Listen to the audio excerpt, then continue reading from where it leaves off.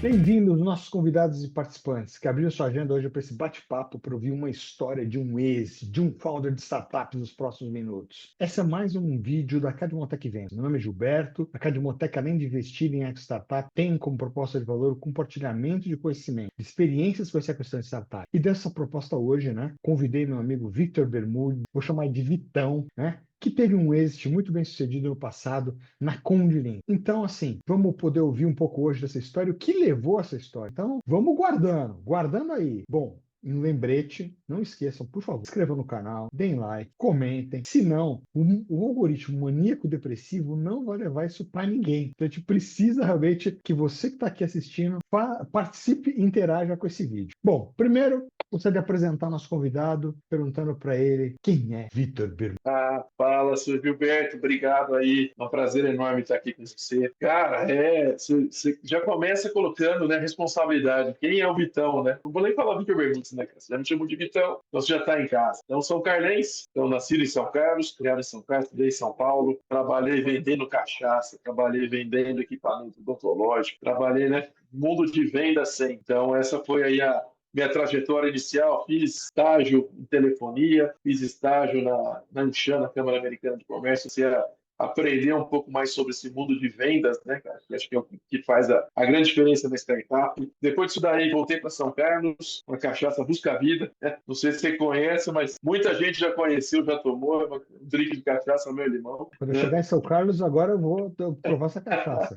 Ai, que legal. E aí, cara, foi aquela coisa, aquela trajetória, né, de você começar a conhecer as pessoas e comecei a trabalhar com consultoria empresarial. Isso aí a gente vai estar falando aí em 2011, né, cara, 2010, 10, 11, por aí, quando eu me formei em São Paulo, né, formei em administração aí pela FAP, e aí eu voltei para São Carlos para, né, aquela coisa, né, é o berço, né, já estava também namorando uma mulher de São Carlos, né, então, a Érica é minha esposa, então, só aí eu acho que puxa um pouquinho também. Então eu voltei para cá e a gente resolveu empreender, né, então, cair nesse ramo de consultoria empresarial, e aí que eu fui conhecer a tecnologia em um dos nossos clientes. Então, essas consultorias que você começa a montar na cidade não tão grande, os clientes vão aparecendo por indicação. Então foi aí que eu conheci a Linkway, que era um provedor de internet, tá? Provedor de internet que ele estava, né, acabando, né? O banda larga, tudo tinha acabado com as conexões, e aí estava indo para um momento de... Pera aí, segura aí, não vamos contar tudo agora não. Eu quero Então saber tá quem bom. o Vitão é. Calma, calma. O Vitão tá com muita pressa. Eu pesquisei, inclusive,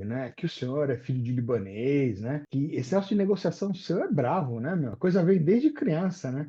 Acho que é legal pro startupeiro que está assistindo saber como é que foi esse treinamento desde a parte de novo. Aí. Conta um pouquinho dessas histórias aí que eu andei pesquisando aí, que eu quero saber um pouco mais aí de detalhes aí. Não, mas você fez uma pesquisa muito forte, né? Não, mas vamos lá, ó, essa parte né, de você ser libanês é interessante, né, cara? A gente vive, né, vendendo. Então, eu via muito meu avô, né? Meu avô veio do Líbano, minha avó também, são de famílias libanesas. Aidar e Azuri, né, com dois nomes aí. Aidar é um pouco mais comum. E meu avô, cara, sempre foi aquele cara comerciante. Então, foi um cara que vendia tecido, depois fez a fábrica de tecido, depois fez um hotel. Então, é um cara bem empreendedor e tinha essa vocação aí de vendas. E eu sempre aprendi que dentro de casa tudo se consegue se negociar com dinheiro, né? Não é uma coisa muito louca, porque eu tenho dois irmãos, né? E aí a gente, né, naturalmente, três homens em casa, a gente tinha um pouco de atrito, né? Tinha umas brigas de irmão. E minha mãe, cara, para castigar a gente, ela tirava a mesada. Então, era uma negociação, né? Se eu ia bem na prova, eu ganhava dinheiro. Se eu brigava em casa, eu tinha que tirava o dinheiro. Então, você fala, caraca, velho, que loucura ali você aprender essa educação financeira desse jeito. E você tinha que negociar, cara, né? Você tinha que negociar com o irmão, porque imagina só, vocês estão ali na treta, a mãe chega, é melhor parar os dois, senão os dois vão perder. Né? Então, são skills que você tem que levar para a vida aí, aprendendo dessa forma. Então, ou seja, você já foi treinado desde criança a negociação e para aplicar isso no futuro. E você estava falando, você é de São Carlos, né? Eu te conheci em São Carlos, né? Você veio para São Paulo para estudar aqui, né? Mas nessa trajetória aí parece que você fez bastante coisa enquanto você. Teve até um delay, né?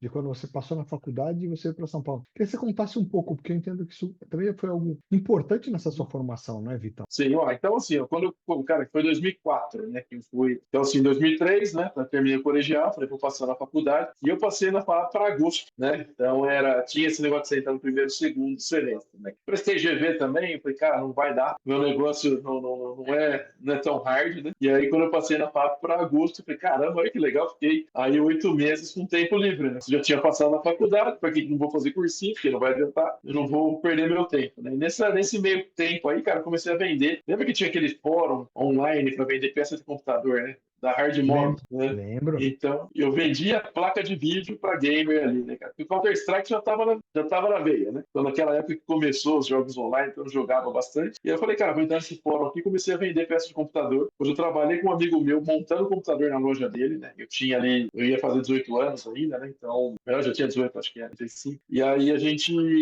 então já estava trabalhando ali, fazendo um dinheirinho e vendendo peça online. Então ainda não estava muito recente o e-commerce, né? Ainda não era um negócio tão normal. E a gente vendia ali no fórum, né, as placas de vídeo especiais, o pessoal que era mais gamer, memória, essas coisas. Então foi bem legal esse período todo aí antes de eu ir me mudar para São Paulo. Pô, bacana. Então aí você teve essa trajetória de estar já mexendo com comércio, eu nem tinha começado a faculdade, já estava fazendo negócio, né? E, Cara, e tem uma aí, outra, antes disso aí, só mais uma, cara. Olha só que eu lembrei agora.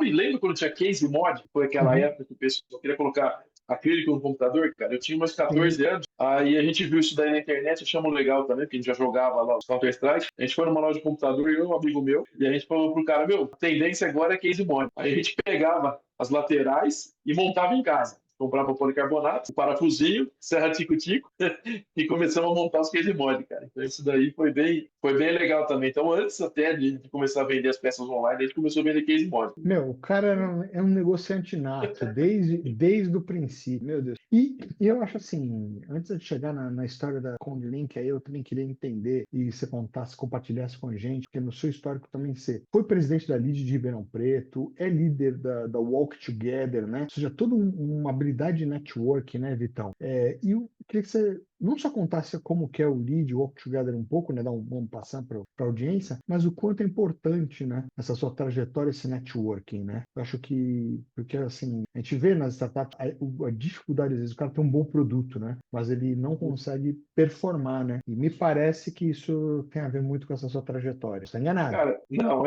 cara, assim, eu tenho um perfil que é muito agregador, né? Então, essa parte de você ser libanês e estar junto também, e você ser a pessoa agregadora. Então, cara, eu sempre fui de comissão de formatura, né? Eu fui orador e comissão de formatura na oitava série, colegial e na faculdade, né? Então, você fala, Caramba! cara, olha que, né? Então, você tem que agregar a turma ali, né, cara? Na faculdade, principalmente porque a gente ganhava a mesa, né, cara? Pô, já vou fazer um dinheiro ali, né, cara? Pô, você imagina se você dá comissão de formatura e outra coisa também, cara. Você tem que montar, né? Uma coisa que eu aprendi assim, cara, como que vai ser o evento perfeito? É aquilo que você queria ir, né? Então, poxa, a empresa perfeita é aquela que você gostaria de trabalhar. Então, por que não ficar já agregado? Então, todas as festas, todas as coisas que iam acontecer, a gente sempre estava junto, né? E esse negócio que você fala de networking, né? Hoje em dia ele está muito.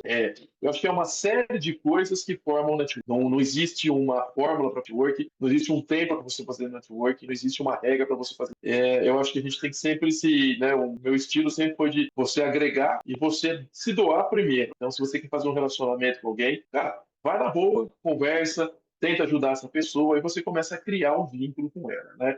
Então a história de networking para mim foi bem, bem legal, porque começou em 2012, né? Então, assim, falando saindo da faculdade, lógico. Na faculdade, você tem que estar ali né, na turma toda, você tem que conhecer o maior número possível de pessoas. Eu acho que isso daí, o grande ativo de qualquer faculdade, de qualquer meio que você vive, são as pessoas que estão ali orbitando, né? Então, poxa, eu quero falar sobre negócio, eu tenho que procurar pessoas de negócio. Eu quero falar sobre tecnologia, eu tenho que estar envolvido no mundo de tecnologia, né? Porque aí você vai ter insights, mesmo que você não seja um especialista naquele assunto, você vai começar a aprender e você vai conseguir se tornar uma pessoa interessante para as pessoas te procurarem, né? Porque até então, se você, não, o que você é? Sou vendedor. Tá, vendedor é muito amplo, né? Eu faço network. Também é muito amplo, né? Então, o que a gente tem que construir, né? Então, já puxando um pouco dessa jornada, né, de lead, né, de Walk Together, o que aconteceu? Em 2012 começou o Lead Futuro, São Paulo, né? O Lead, para quem não sabe, é um grupo de empresários criado pelo João Dória faz mais de poucos anos, 21 anos, e A ideia era reunir os maiores empresários. E eles criaram uma vertente chamada Lead Futuro, que a ideia era o quê? Poxa, por que eu preciso demorar tanto para conhecer os empresários se eu posso conhecer eles nascendo, né? E aí foi criado o Lead Futuro. Alguns amigos da FAAP estavam lá, né? Meu irmão também entrou lá no Futuro em São Paulo e eu comecei a frequentar. Então, qual que foi a vantagem disso daí? Cara, você está ali com pessoas também que estão no mesmo nível que você, que acabaram de sair da faculdade, só que são pessoas herdeiras, são pessoas que já estão começando a vida, são pessoas que já estão empreendendo, então você começa a conhecer os níveis, né, dessas pessoas de negócio, né, principalmente na parte de negócio, só que você se torna amigo, você começa a ir nos eventos, você começa a conhecer gente, vai em um, vai no outro, e você sendo, né, uma pessoa, vamos falar assim, disponível e atrativa, as pessoas voltam a conversar com você. E aí os negócios começam a aparecer por conta desse relacionamento. Então, essa trajetória começou em 2012. Então, em 2012, eu fui para o Lead Futuro. Depois eu conheci o Fábio, que era do Lead, estava implantando o Lead de Ribeirão Preto, né? O Fábio hoje é meu sócio também em algumas iniciativas, e o Fábio tinha criado o Walking Together, que são os eventos aqui no interior, né? Então ele tinha montado o Walking Together em Catanduva, né? Cidade pequena. Então, cara, como que eu consigo descobrir, né? E conhecer as pessoas que moram aqui? É diferente. Quando você vem em São Paulo, você tem aonde buscar os grupos, né? A hora que você vai para o interior, você fala, cara, onde eu conheço gente aqui, né? E aí tinha criado o modelo do Walking Together, que é o quê? São 33 nomes de pessoas formadoras de opinião, não necessariamente empresários, pessoas de gente boa, né? E aí foi convidado essas pessoas para ir num bar, sem custo, não ninguém paga nada para ir no evento, só paga a sua própria conta, e lá celebra os conteúdos legais ali e diferenciados. Então, são coisas que não acontecia em cidade interior, né? Isso aí era 2012. Eu falei, poxa, Fábio, gostei desse negócio aqui, fui lá em Catanduva conhecer, falei, cara, eu quero trazer para São Carlos. E aí a gente começou a montar o Walking Together também aqui em São Carlos. Então, cara, a primeira versão, pra você ter uma ideia, nós mandamos uma carta para as pessoas com a lista, né, cara? E Pô, como que eu mas já tinha e-mail, você mandou carta? Como assim? Cara, é um negócio personificado, cara. Hoje, se você receber uma carta, você fala, caraca, velho, por que esse cara mandou uma carta, né? Entendeu? Então, você tem que ser diferente, né, cara? E aqui que nós colocamos uma lista com todos os nomes que a gente convidou, mesmo sem conhecer essas pessoas. Então, só tá conhecendo ela. Só que a hora que você manda a lista, você fala, nossa, pensaram para fazer essa lista, né? Não posso perder, né? Se essa turma toda tá indo ou não tá, ele viu que eu vou, né? Então, nós montamos uma dinâmica que é assim, você fala, né, Gilberto? Pô, eu recebi aqui, pô, tá o Vitão, conheço o Vitão e tem uns nomes que eu conheço aqui também. Pô, se eu não for, eles sabem que eu fui convidado. Eu falo, pô, por que eu não fui, né? Então, olha que maneira diferente de você fazer o convite, né, cara? Você mostra quem você tá chamando. Ó, se você não estiver junto aqui, ou você não se identifica com essa tour, ou você não gosta dessa tour, no mínimo você vai me ligar falando, oh, desculpa, não vou poder ir no evento, né? Entendi. Então foi bem legal. Aí o Walking Together começou, então, desde 2012 a gente também faz o Walking Together aqui em São Carlos. Hoje o Walking ele cresceu bastante. No meio do caminho aí eu fiz uma expansão, né, a expansão inicial do Walking chegou a quase 50, acho que 50, 60 cidades aí nessa primeira expansão, que foi de 14 para frente. E o Walking ele tá voando, né? Que hoje é uma grande referência em cidades até 377 mil habitantes. É o Walking Together. Essa é a faixa de corte ali que a gente colocou. Tem algum motivo especial? 370 mil habitantes? Ou... Tem que ser assim, não, tem que ser pequeno, né? E aí tem uma cidade que tem mais ou menos isso daí que a gente acha que ela ainda é pequena, né? Porque mais que isso aí fica grande, né? Então cidades acima de 400 mil habitantes, ela fica muito grande. E aí nós vimos aqui eu não lembro agora qual cidade que era, que tem 377, a gente falou, vamos até essa, né? Entendi. E tá fora de São Paulo também ou só São Paulo? Não, tem até fora do Brasil, né, cara? Poxa, tem até em Portugal, nós fizemos um evento em Fundão, em Portugal, É tá? Foi mesmo? feito um Walking Together lá, tá rolando. Tem Goiânia, né, Goiás, na verdade, Tupaciguara, tem Rio Verde, são cidades ali em Goiás. Minas, bastante coisa ali, Guaxupé, Andradas, vai até Uberaba, Araguari também tem. Então são cidades ali. Rio de Janeiro também, já fizemos em Teresópolis. Ficou bem legal lá o evento no Rio de Janeiro. Então o Walking ele é mais orgânico, um movimento orgânico que ele está rolando dessa forma, né? Poxa, eu quero ser líder na minha região aqui, você só ligar pra gente ali. Se tiver perfil de liderança, não, mesmo se não tiver, a gente te ajuda a ter, né? Para montar os eventos ali, porque no fim do dia, cara, é conhecer gente boa. Entendi. E aí vai se construindo os relacionamentos e expandindo, né? É por... Um pouco diferente do Lead, né? Que já são grandes empresários, né? No geral, né? E aí, ou melhor, para explicar um pouco a diferença do Lead e Walk Together, são Não, diferentes, o né? Walking é assim, o perfil do Walking é gente fina, é os amigos, entendeu? É os irmãos. Você fala assim, poxa, onde eu vou conhecer gente legal, né? Porque não precisa ter dinheiro, não precisa ser empresário para ser legal, entendeu? Então, e no interior é legal também que a gente conhece todo nível, né, cara? Você conhece o garçom, você conhece o dono do bar, você conhece o cozinheiro, você conhece, né, o dono do, né, o herdeiro, dono da cidade, todo mundo meio que se conhece, né? E não tem essa distância como tem num grande centro, né? Então, o interiorzão ele é mais convidativo porque são pessoas que você cresceu junto, né? Você estudou junto com o cara que, né? Às vezes ele não vingou assim como você, mas ele está feliz fazendo uma outra coisa menor. O cara é cozinheiro, poxa, legal. Né? Mas você é o dono de um outro negócio. Você se relaciona com ele porque é seu amigo. Então você tem esse núcleo de amizade também, que são de pessoas gente boa.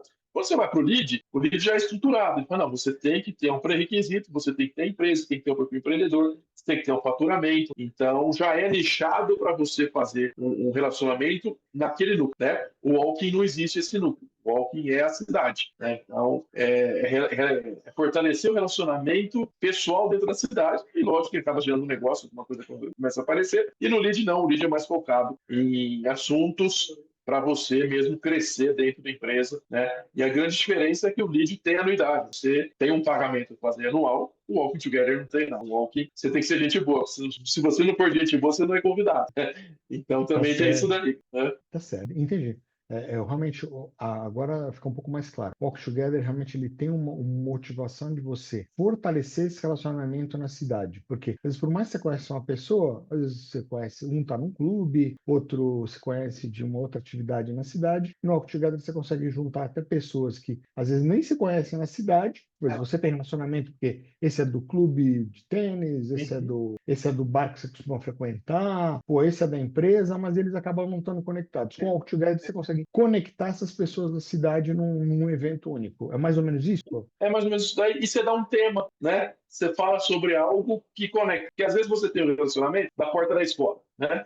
Aquele lá é pai né? Do filho lá que eu conheço, né? Mas você não conversou com ele. Agora que você cai num evento falando sobre negócio, você começa a descobrir outras coisas, né? A quantidade de gente que fala, né? Que, por exemplo, profissionais liberais, né? Que tem empresas ou que tem outras coisas é muito grande. A quantidade de empresários que tem vários tipos de produto ou de empresas também é grande.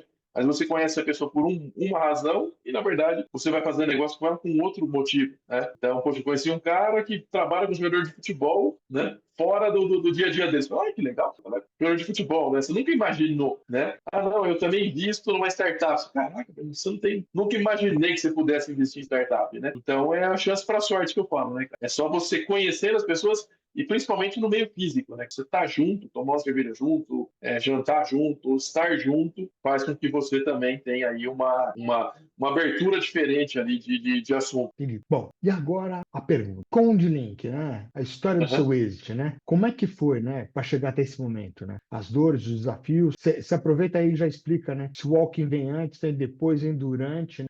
E como, né?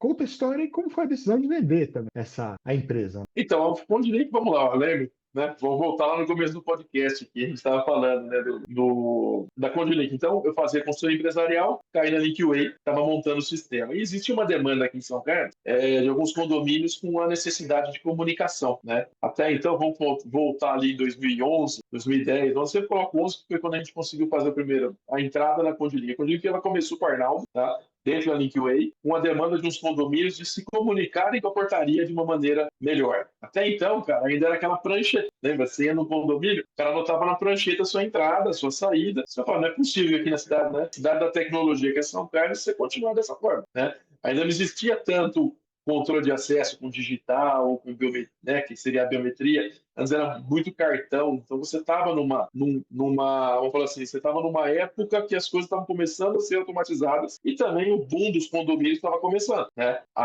O pessoal ainda, vamos falar assim, comprava casa no bairro, né? Hoje em dia cada dia menos você quer morar num bairro se você não tiver um mínimo de segurança. Então, a gente viu isso, era um software como serviço, então na época era SaaS, né? Você fala, caraca, véio, que legal, uma palavra diferente. Era legal também que a gente começou a vender, né?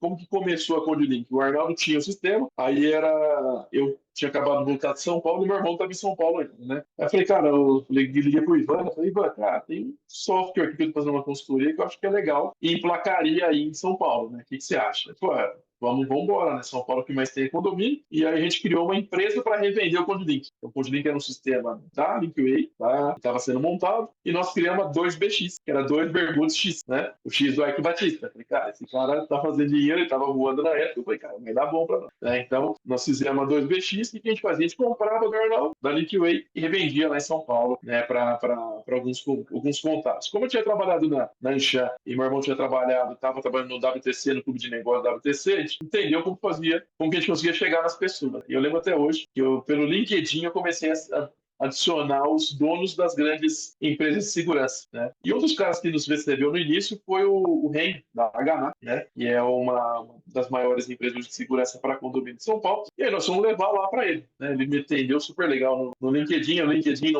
não tinha tanto robô, né? Então vamos falar assim, a gente chegou cedo, né? Bebeu uma água limpa ali, né? Então era legal que você mandava um e-mail e o cara respondia, cara. Era muito bom ali o LinkedIn, ele funcionava dessa forma.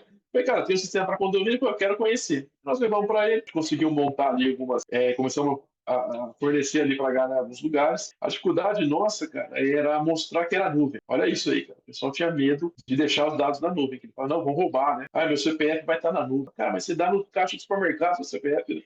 Não, mas aqui o cara vai roubar meu CPF. Então tinha todo um contexto que as pessoas queriam ter um servidor local, né? Fala, não, cara, isso aqui é só para você pagar mensalidade. Olha que loucura que estava vivendo isso daí há 15 anos atrás. Caralho, olha que coisa difícil, né, de acreditar, né? O iPhone estava aí nas suas primeiras versões, ainda não estava com nuvem, então você ainda comprava espaço de armazenamento dentro do celular para você conseguir fazer as coisas. Então, a gente foi vencendo essa dificuldade. Então, começamos com a Ganada, depois a gente vendeu junto com o pessoal do grupo GR também, que foi bem legal. Aí fomos crescendo, né? Então, fomos pegando, existia a Embrase também, então a gente, com essa skill de você buscar o dono da empresa via LinkedIn, principalmente, começou a funcionar. Aí, em 2012, começou o Lead, né? Aí, o Lead, a gente começou a conhecer também pessoas interessantes. Eu lembro uma passagem, foi que no Lead eu conheci o cara, chamava Cláudio. Ele era diretor da HP. E aí, nós sentamos, né? Cara, imagina só, um molecão novo, com esse startup super pequeno. Ele era vice-presidente da HP. Você tá querendo montar um box para dentro de condomínio e tal, não sei o quê. Eu mando um lá para você. Beleza, seu cartão para mim. Ele mandou,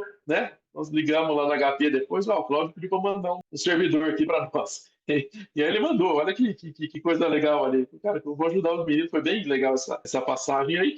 E a gente começou a entender que, cara, se a gente conseguisse ter esse nível de relacionamento com as pessoas, a gente ia conseguir crescer. Então a gente só ia batendo nos donos das empresas e começamos a vender o modelo de recorrência, tá? Aí, 2014, né, então vamos falar assim, estava em 12, começamos a vender legal, estava num crescimento interessante, e aí a gente descobriu o que era investimento anjo, né? Falar assim, né? Então, nessa época a gente já tinha feito um investimento nosso, tá? A gente convenceu minha mãe a pôr dinheiro na empresa, e aí nós compramos metade da CondiLink, então ficou eu, o Ivan e o Arnaldo, né? Do outro lado, e aí nós fomos para conversar com alguns amigos, né? Você fez o antes do Anjos, que é o Family Friends, né? Fez o Family Então, Friends, aí depois, né? Fez a trajetória corretinha. Primeiro Family Friends, mãe, dá o dinheiro.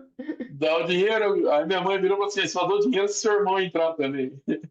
Então vai, né? Vem pra cá também. Sabe aquela coisa que você fala, meu, cara, precisamos fazer essa empresa rodar. E aí foi bem legal esse movimento. E a gente estava num crescimento legal. E aí nós começamos a conversar para todo mundo lá no Lead. E você fala, nossa, a CondiLink tá voando. Cara, é top, é top, é top, é top. E nisso daí a gente conseguiu juntar um grupo de investidores anjos. Tá? Então a gente também não sabia nem que existia esse mecanismo, tá? Não era tão comum, né? Então nessa época você falar de investimento, existia ventures, mas eles eram muito maiores, né?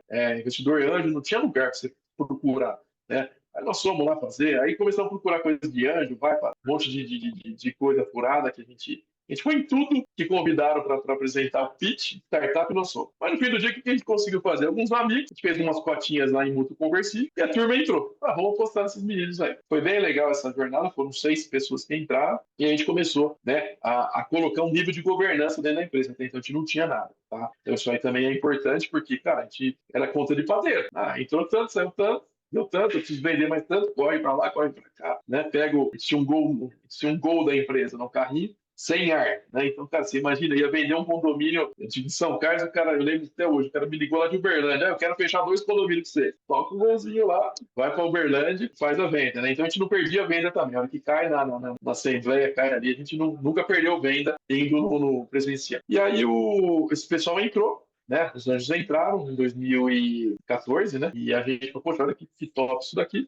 E aí a gente continuou trabalhando, né, com as grandes empresas. Uma delas foi que a gente se conectou foi com a Grabber, né? E aí o pessoal da Grabber ele tinha um braço aqui em São Carlos, o Peter, que era o sócio principal que é o Peter Grabber, né? Ele tinha um braço em São Carlos com uma empresa de tecnologia chamada SV. E a SV ela faz controle de acesso de sexta geração, que é aquele que a informação fica no cartão. E falou, meu, a Grabber em si tem interesse, mas, cara, vai falar com esse pessoal de tecnologia que fica em São Carlos também, sabe aquelas coincidências? Eu conheci o Marcelo, que era o CEO ali da SV, e a gente deu bastante liga, e eles começaram a falar, poxa, que legal que tá junto, né? Então, a gente ficou de 2013, né? Até 2016, né? Montando o modelo de negócio, conhecendo a empresa, tudo. E aí foi que chegou o dia da proposta, né? E a gente ligou para nós, poxa, eu gostei de vocês. Ele estava montando um braço que era para você fazer turnkey para condomínio, então, portura, eu quero fazer tudo, eu só. Então, tinha fábrica de sistema, tinha fábrica de hardware, tinha uma outra empresa no grupo que fazia partitura, tinha uma outra que ia entrar, que ia ser de domótica, eram 5 frentes, a gente como software, né? Então, poxa, olha só que interessante. Eu ia chegar na construtora e falar, meu, dá para nós aqui que a gente deixa aqui montado, desde infraestrutura até a parte de segurança sempre, né? Então, essa foi a visão, né? E aí um dia ele chamou a gente para almoçar, né? Aí a gente, poxa, né, chamou. A gente ainda era, por mais que você já estava na frente, né, cara? A hora que te chamam aqui, você ainda é moleque, né? Eu tinha 20, né? Vamos fazer aí 10 anos, cara. Eu tinha quase 30, né? E o meu irmão tinha menos, entre 26, né? O Arnaldo era um pouco mais velho. E vamos lá, sentar para negociar. Aí chegou, o cara deu um papel, um memorando de entendimento, com uma proposta de venda, né? De compra, né? Eu falei, caraca, olha aqui, nunca tinha falado sobre, não, eu quero comprar, quero que vocês fiquem com a gente um tempo, né, mas para comprar vocês têm que trabalhar com a gente durante um período e tal, né, a gente não sabia o que é runout, não sabia nada, né, sabe, porque também, cara, não tinha essa informação, cara. Era muito louco que a startup no Brasil estava começando ainda, né, principalmente as pequenininhas, né, então foi uma... Aí saímos de lá com aquele papel na mão, virou para casa do outro, e aí?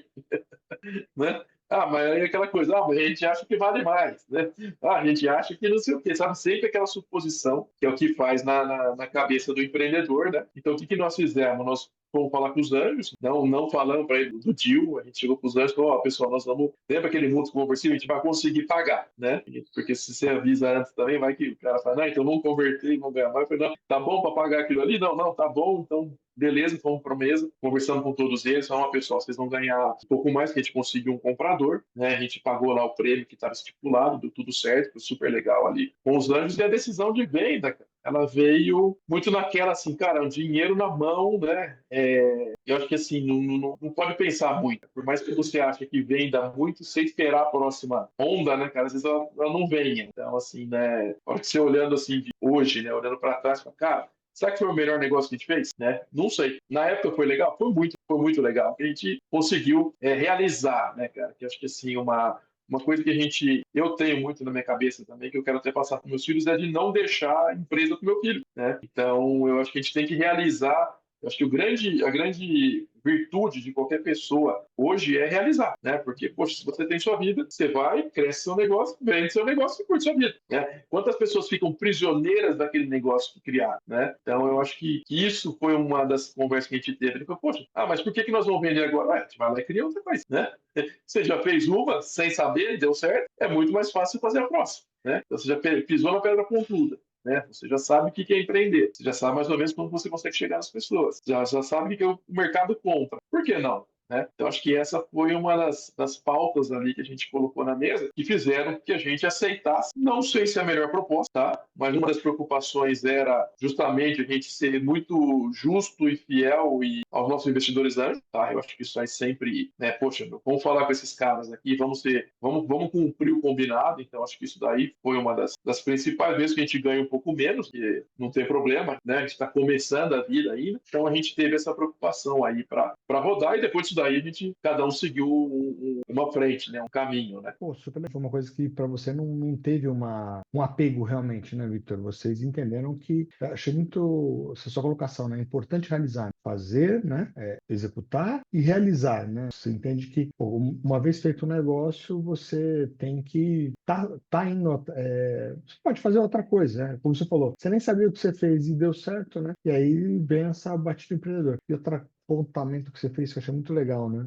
Não deixar para os filhos o negócio. Por que isso? Por que não deixar para os filhos? O que você traz essa lição? Porque tem um, acho que aqui você tem mais o que explicar sobre essa frase. Com certeza é polêmica para as pessoas que estão ouvindo, né? Para muitos, Cara, eu né? acho. Porque uma coisa assim, né? Olha só que interessante que aconteceu na minha vida, né, cara? Quando eu fui pra faculdade, minha família tinha um hotel, né? Pô, o que na cabeça de um jovem passa? Vou estudar, vou voltar a trabalhar aqui no hotel. E no meio do caminho, minha família vendeu o hotel. Caraca, e agora, né? Então, o que acendeu isso daí, né, na cabeça? Falei, meu, por que eu não vou buscar o meu sonho, né? Então, quantas pessoas hoje, a hora que você vai. Agora é uma mistura de lead walking, vida, todas as outras coisas. Mas, cara, quantas pessoas hoje vivem o sonho do pai, né? Eu acho que Sim. essa é a grande pegada. Pô, meu pai era industrial, eu tenho a indústria. Cara, você é feliz com isso? Será que sua vida era isso, né? Será que você não poderia ser dono de bar? Será que você não podia ser cozinheiro? Será que você não podia ser qualquer outra coisa que te tenha prazer, né, cara? E aí as pessoas, às vezes, elas esperam o pai e a mãe morrer para vender a empresa para poder fazer o que ela gosta, né? E quando você é forçado a fazer algo que você não, de repente, não tem vocação ou não quer, é muito ruim, cara. E a vida acaba, né? Pô, beleza, eu tive conforto financeiro. Aí quantas pessoas, né? Eu gosto sempre de conversar com pessoa mais velha.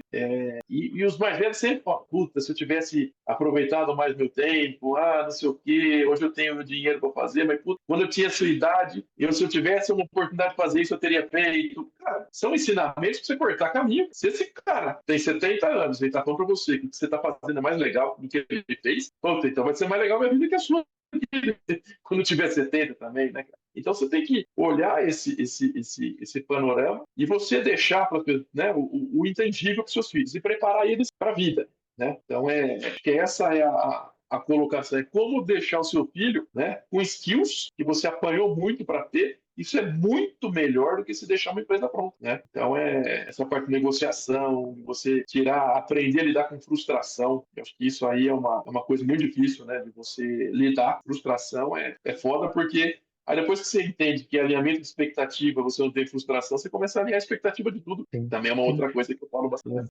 Algumas pessoas acreditam que fazer um êxito é tipo ganhar na loteria. E aí aposentar, não fazer mais nada tal. E eu sei, né? E acho que até agora vale pergunta de dar gancho para você até falar um pouquinho, porque mais, né? Uhum. Porque você está empreendendo, né? Então é isso, você já Sim. fez um êxito, né? E depois, queria saber assim, logo depois, né, que vendeu, tal, qual foi o seu sentimento e o que te motivou a ir lá empreender de novo, porque hoje você está lá empreendendo de novo, você conta um pouquinho da ONI agora pra gente. Então, cara, acho que assim, aquilo lá trouxe, né?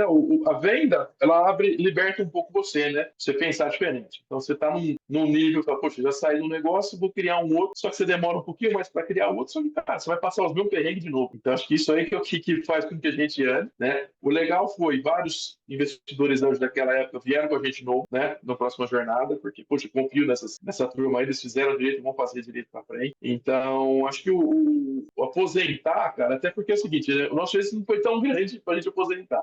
A gente era novo, né? Então, a hora que você tem essa expertise, você começa a olhar diferente o próximo negócio, tá? Porque aquele primeiro negócio, você criou ele sem saber onde ele ia chegar. Onde ele ia chegar, o que ia acontecer. O segundo, você fala, poxa, eu quero chegar aqui, né? E nesse número aqui eu vou vender, né? Então, você já cria uma historinha para buscar aquele objetivo de você sair também. E se der muito bom, você vai acertar muito mais alto. Então, acho que é isso que motiva aí você continuar empreendendo, né? Hoje são vários negócios que a gente acaba entrando, né? Então, tem além da ONI, né? A ONI, nós criamos um mini mercado, né? Dentro de condomínio. Então, isso a gente começou antes da pandemia como um aplicativo de venda. Tudo que você pode pegar, você pode comprar. Essa era a ideia. Aí nós tivemos que tangibilizar, fizemos um container. A que a gente fez no container da pandemia, né? Então, timing certo, né, cara, do negócio acontecer. Então cresceu bastante. Hoje tem a rede de franquia aí, são 380 lojas criadas, mais vários outros pontos aí, mais de 250 pontos aí que usam só a nossa tecnologia para fazer as vendas. Então tá legal, tá em Portugal e tá em Dubai, né? Tá rodando lá.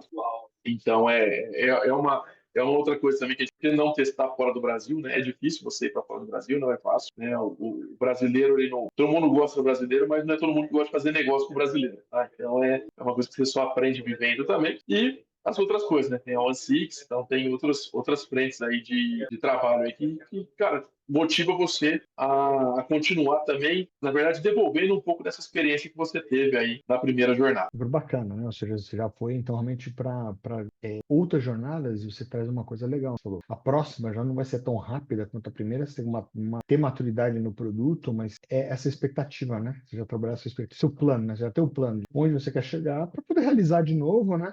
E aí, quem sabe ter o êxito para aposentadoria, né? Ou pelo menos que não seja aposentadoria, mas para ficar bem mais tranquilo. Vitão, pô, queria super agradecer, queria que você deixasse aí seu último recado e se despedisse do nosso público, mas assim, muito obrigado pelo papo. Acho que a persona desse canal são founders de startup ou aqueles que querem vir a empreender, né? Então acho que ele vai em linha, né? Esse bate-papo, né? Então super agradeço, né? E aí, deixe seu último recado aí para nossa pra turma. Ah, cara, eu acho que meu recado pra turma é, cara, se tá com vontade, vai lá e faz, entendeu? Não se preocupa com o que os outros estão falando pra você, né? Se você tem convicção que aquele seu projeto, aquela sua empresa, aquela sua ideia, ela vai pra frente, acha alguém para a única maneira de você provar que seu negócio é bom ou ruim é se alguém pagar por ele, tá? Então, eu acho que é isso aí que o founder hoje precisa entender, tá?